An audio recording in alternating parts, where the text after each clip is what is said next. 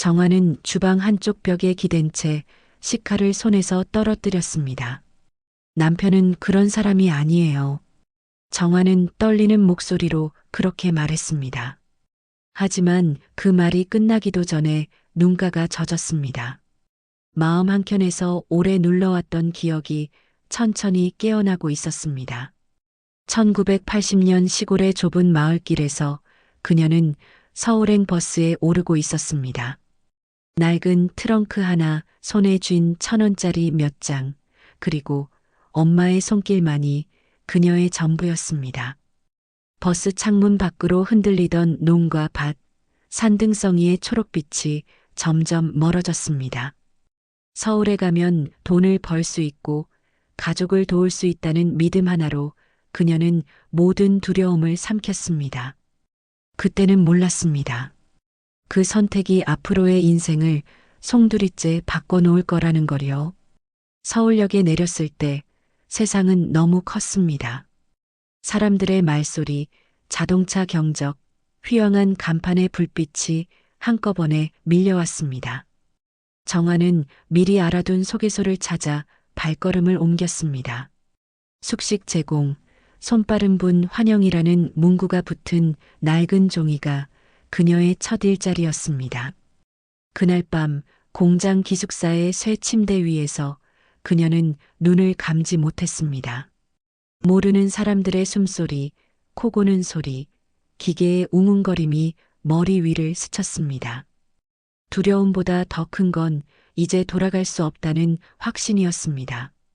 낯선 공기 속에서 정화는 손을 가슴 위에 얹었습니다. 괜찮아요. 나는 잘 해낼 거예요. 그녀는 스스로를 다독이며 눈을 감았습니다. 그렇게 18배 봄 한 시골 소녀는 도시의 밤에 첫 발을 내디뎠습니다. 그리고 그 발걸음이 훗날 남편은 그런 사람이 아니에요라고 눈물로 변명하게 될 인생의 시작이었다는 걸 그때의 정화는 아직 알지 못했습니다. 새벽 6시 사이렌이 울리자 공장 안은 곧바로 움직이기 시작했습니다. 정화는 기계 앞에 서서 커다란 철판을 밀어 넣었습니다. 손끝이 닿을 때마다 금속의 차가운 감촉이 뼛속까지 스며들었습니다. 처음 며칠은 손에 물집이 잡히고 어깨는 뻐근하게 굳었습니다. 점심시간이 되면 그녀는 늘 구석에 앉아 김밥 한 줄을 조심스레 먹었습니다. 옆자리에 미숙이 언니, 적응되면 괜찮아요. 라고 웃으며 말했지만 정화는 그 말이 위로가 아니라 생존의 주문처럼 들렸습니다. 하루 12시간의 노동이 끝날 때쯤이면 발끝이 저리고 머리가 울렸습니다. 기숙사로 돌아와도 기계 소리는 귀에서 사라지지 않았습니다. 그 소리는 마치 버텨야 한다고 속삭이는 것 같았습니다. 몇 달이 지나자 정화는 어느새 일의 속도를 익혔습니다. 새로 들어온 소녀들이 실수하면 그녀가 대신 나무람을 들었습니다.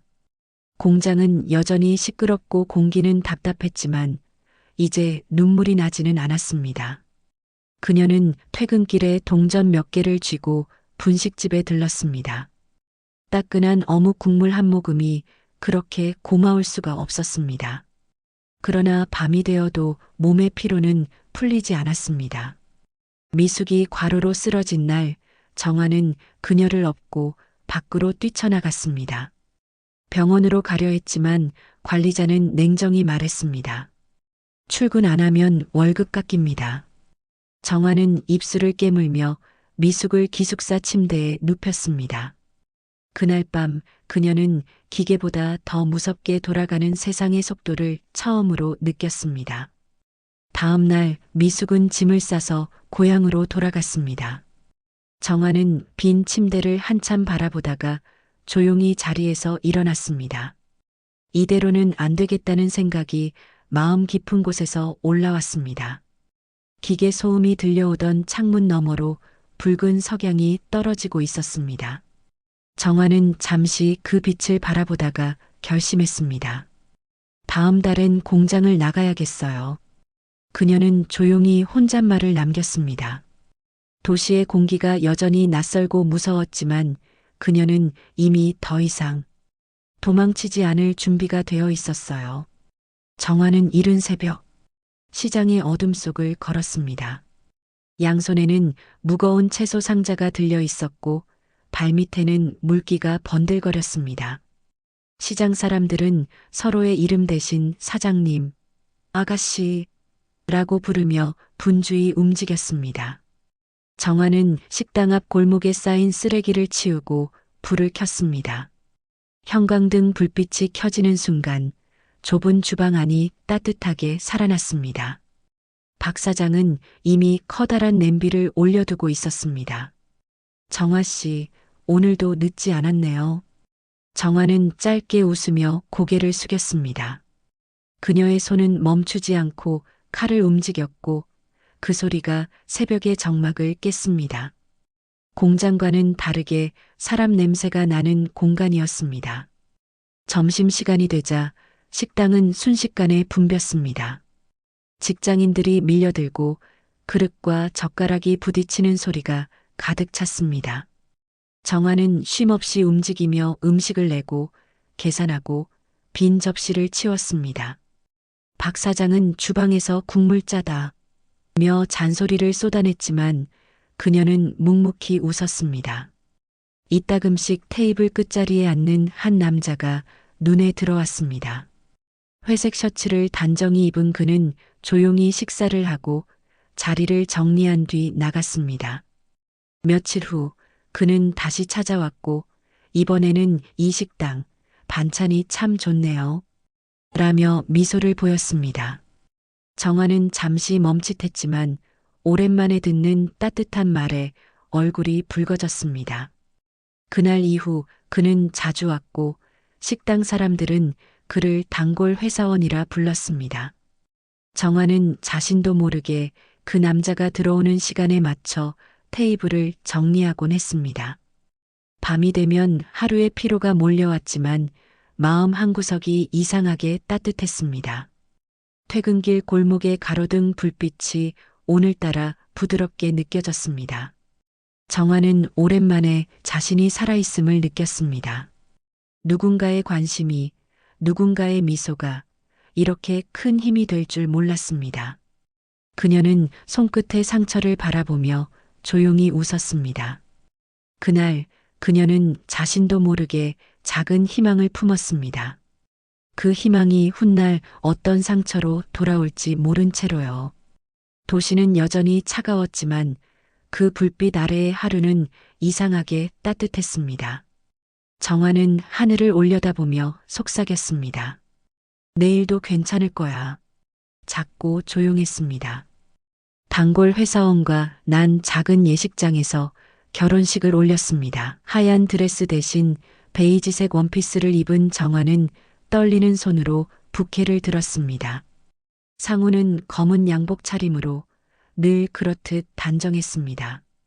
식장엔 가족 몇 명과 식당 동료 몇 사람이 전부였지만 정화는 세상을 다 가진 듯 미소 지었습니다.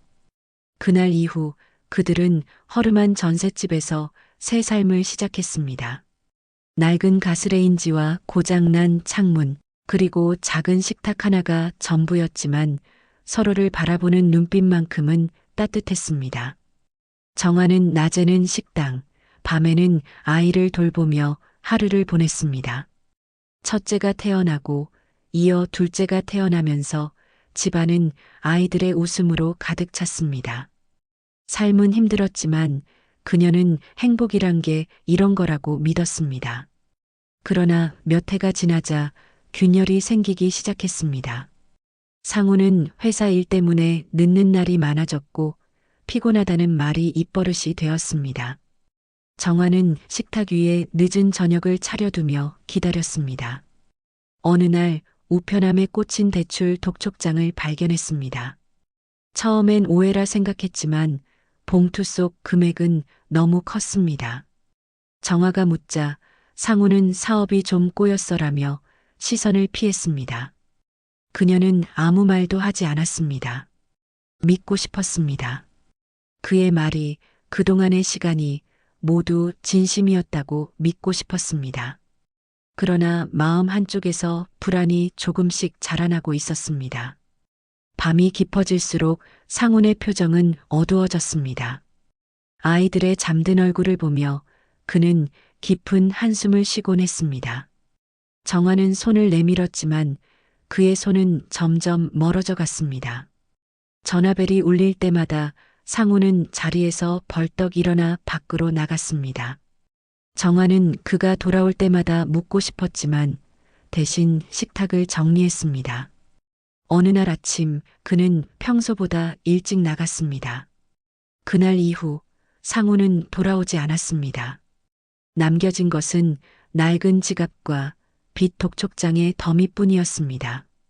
정화는 멍하니 텅 빈 거실에 앉아 있었습니다.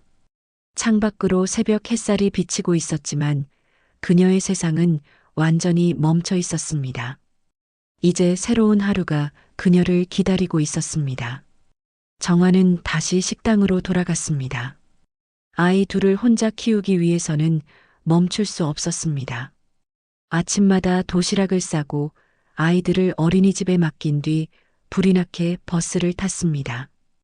그녀의 손은 언제나 거칠었고 얼굴에는 피곤이 묻어 있었습니다.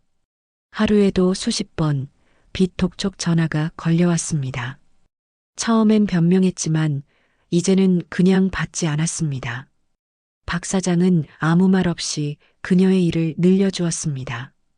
정화는 불평 한마디 없이 묵묵히 버텼습니다. 밤이 되면 아이들을 재운 뒤 낡은 장판 위에 앉아 전기요금을 계산했습니다. 살기 위해 그녀는 하루하루를 견뎠습니다. 그렇게 몇 달이 지났을 때였습니다. 낯선 노부인 한 명이 식당 문을 열고 들어왔습니다. 단정한 회색 코트를 입은 그녀는 잠시 주위를 둘러보다가 정화를 바라봤습니다. 그 시선에는 어딘가 오래된 기억의 그림자가 깃들어 있었습니다. 혹시 당신 정화 씨 아니에요? 정화는 놀라며 고개를 들었습니다. 노부인은 미소를 지었지만 눈빛은 묘하게 슬펐습니다. 옛날에 전자공장에서 일하지 않았나요? 정화의 가슴이 쿵 하고 내려앉았습니다. 그 공장은 그녀가 18살에 첫 일을 시작했던 곳이었습니다. 노부인은 조용히 앉아 차를 한 모금 마셨습니다. 그리고 입을 열었습니다. 그때 우리 공장 격리로 일하던 사람 기억나요? 이름이 김상훈이었죠. 정화의 손이 멈췄습니다.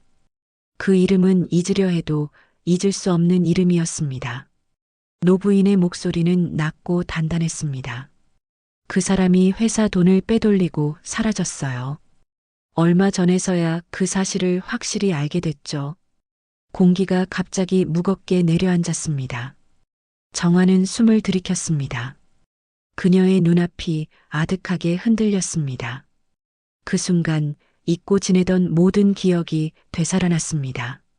남편이던 사람의 미소, 그가 남긴 거짓말, 그리고 사라진 그날의 뒷모습. 정화는 입술을 깨물었습니다. 노부인은 그녀의 손 위에 조용히 손을 얹었습니다. 당신 잘못이 아니에요. 세상은 그런 사람들 때문에 더럽혀지는 거죠. 그 한마디가 칼처럼 가슴을 파고들었습니다. 정화는 고개를 숙였습니다. 눈물이 뚝뚝 떨어졌습니다. 그날 밤 그녀는 오랜만에 소리내어 울었습니다. 잃은 것이 너무 많았지만 이상하게도 그 눈물 끝에는 희미한 안도가 함께 있었습니다. 며칠 후 노부인은 다시 식당을 찾아왔습니다. 그녀는 정화의 앞자리에 앉아 조용히 말했다. 새로 열 식당이 있는데 당신이 맡아줬으면 해요. 정화는 놀라 눈을 크게 떴습니다. 저요? 저 같은 사람이요? 노부인은 고개를 끄덕이며 부드럽게 웃었습니다. 당신처럼 성실한 사람, 나는 또 못 봤어요. 그 말은 오래 굳어있던 마음의 문을 조금 열었습니다. 정화는 잠시 망설였지만 아이들의 얼굴이 떠올랐습니다. 결국 그녀는 고개를 끄덕였습니다. 새 식당은 오래된 골목길 끝에 있었습니다. 간판은 발에 있었고 냄비는 찌그러져 있었지만 정화는 포기하지 않았습니다. 벽을 닦고 바닥을 쓸고 메뉴판을 새로 썼습니다. 첫날은 손님이 거의 없었지만 그녀는 한 그릇 한 그릇 정성껏 음식을 만들었습니다. 저녁 무렵 우연히 들어온 손님이 여기 맛있네요 라고 말하며 미소를 보였습니다. 그 한마디가 그녀의 가슴을 뜨겁게 했습니다. 그날 이후 정화는 하루도 쉬지 않고 식당을 지켰습니다. 주방에서는 늘 그녀의 발소리와 국자 부딪히는 소리가 이어졌습니다. 한 달, 두 달이 지나자 단골 손님들이 생겼습니다. 식당엔 서서히 온기가 돌기 시작했습니다. 노부인은 가끔 들러 매출 장부를 살폈습니다. 이제 내가 사장이에요. 여기 명예 바꿔놨으니 확인해봐요. 정화는 믿을 수 없다는 듯 손으로 서류를 붙잡았습니다. 손끝이 떨렸고 눈시울이 붉어졌습니다. 왜 저한테 이런 걸로 부인은 미소를 지었습니다. 당신 같은 사람은 세상이 밀어줘야죠. 그 말에 정화는 고개를 숙였습니다. 눈물이 뚝뚝 떨어졌지만 이번엔 아픔이 아니라 감사의 눈물이었습니다. 세상은 여전히 냉정했지만 이제 그녀는 두렵지 않았습니다. 정화의 손끝에는 다시 살아가려는 온기가 돌아오고 있었습니다. 봄비가 그치자 시장 골목의 공기가 부드러워졌습니다. 정화는 식당 문을 열며 간판을 닦았습니다. 정화식당. 그 이름이 이제는 낯설지 않았습니다. 아침 햇살이 가게 안으로 들어오자 냄비의 김이 은은히 피어올랐습니다. 손님들이 하나둘 들어오고 익숙한 목소리들이 들려왔습니다. 사장님, 오늘도 된장찌개 하나요? 정화는 미소 지으며 대답했습니다. 네, 잠시만요. 그녀의 목소리는 나지막했지만 어딘가 단단했습니다. 점심시간이 지나자 잠시의 고요가 찾아왔습니다. 정화는 주방 한쪽에 앉아 식은 커피를 마셨습니다.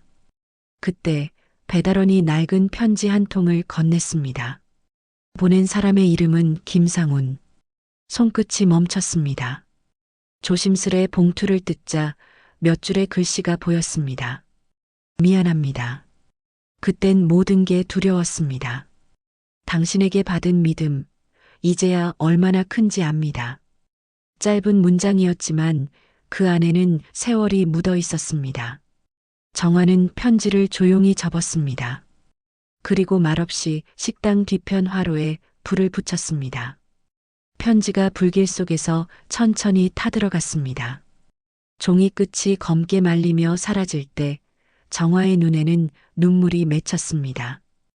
그러나 이번 눈물은 슬픔이 아니었습니다. 마침내 과거를 놓을 수 있다는 해방의 눈물이었습니다. 불꽃이 잦아들자 그녀는 조용히 속삭였습니다. 이젠 됐어요. 다 괜찮아요. 문 밖에서는 봄바람이 부드럽게 불어왔습니다. 새로 들어온 아르바이트 소녀가 주방 문을 열고 얼굴을 내밀었습니다. 사장님, 오늘 손님 많을 것 같아요. 정화는 환하게 웃으며 대답했습니다. 그래요, 우리 오늘도 잘해봐요. 그녀는 국자를 들고 다시 주방으로 들어갔습니다. 뜨거운 국물이 끓는 소리, 그 위로 흩어지는 된장의 향이 가게 안을 채웠습니다. 창문 밖으로 아이들이 손을 흔들며 달려가는 모습이 보였습니다. 정화는 잠시 그 모습을 바라보다가 고개를 숙였습니다. 이제 두려움도 미련도 남지 않았습니다. 긴 세월의 상처가 천천히 아물고 있었습니다. 그녀의 마음에는 봄 햇살처럼 따뜻한 평온이 자리 잡았습니다. 삶은 여전히 고단했지만 그 고단함 속에서도 그녀는 웃을 수 있었습니다. 정화의 두 손은 여전히 바빴고 그 손끝에서 새로운 하루가 다시 피어나고 있었습니다.